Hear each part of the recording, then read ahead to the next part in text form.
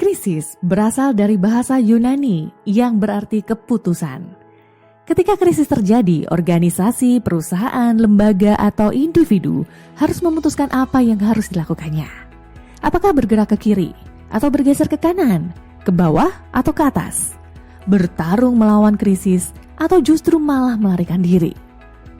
Setiap organisasi, perusahaan, lembaga, atau individu memiliki respon yang berbeda-beda dalam menghadapi krisis. Banyak di antara kita yang mengasumsikan krisis ekonomi hanya mencakup keadaan ekonomi yang terjadi secara nasional atau global, seperti yang pernah terjadi di tahun 1998. Namun sesungguhnya krisis ekonomi juga berpeluang dialami oleh individu, walaupun keadaan ekonomi nasional tidak mengalami krisis. Misalnya kondisi perceraian suami istri, yang mengakibatkan seorang istri harus mencari uang sendiri pasca perceraian tersebut. Atau situasi lain seperti terjadi kecelakaan yang dialami oleh tulang punggung di anggota keluarganya. Tentu kita semua mengharapkan untuk bisa terus bertahan di saat krisis melanda. Hal ini sejalan dengan kata krisis jika diucapkan dalam bahasa Cina, yaitu weiji. Kata tersebut mempunyai dua arti, yaitu bahaya dan peluang. Kata ini bisa dianalogikan seperti sebuah koin yang memiliki dua sisi. Sisi pertama, kita melihat bahaya. Seperti yang kita ketahui, saat krisis melanda akan diikuti oleh dampak-dampak yang berbahaya.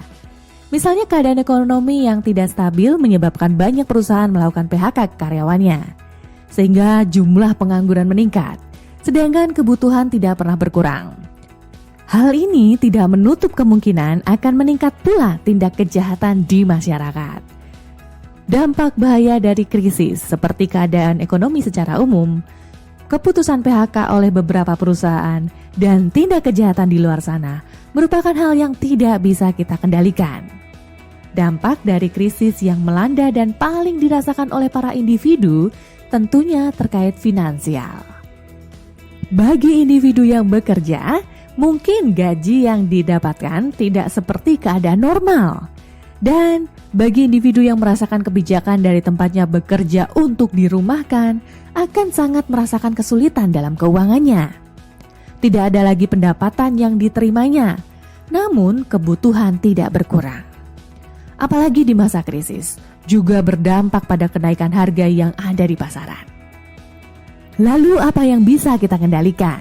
Ya, di saat satu sisi koin menunjukkan bahaya yang terjadi pada saat krisis, di sisi lain koin tersebut menunjukkan adanya peluang. Peluang inilah hal yang bisa kita kendalikan. Kita bisa menemukan peluang-peluang yang ada di masa-masa krisis yang melanda. Saya mengingat sebuah kata-kata bijak yang disampaikan oleh Winston Churchill, yaitu si pesimis melihat kesulitan di dalam setiap peluang. Si optimis melihat peluang di dalam kesulitan. Sekarang apakah Anda ingin seperti si pesimis yang meratapi masa krisis dan mengharapkan semua ini segera berakhir? Atau Anda menjadi si optimis yang melihat peluang untuk tetap bertahan hidup di masa krisis? Lalu bagaimana mendapatkan uang dengan cepat di saat krisis melanda? Kursus ini akan menjawab peluang-peluang usaha yang bisa Anda lakukan untuk mendapatkan uang dengan cepat di masa krisis.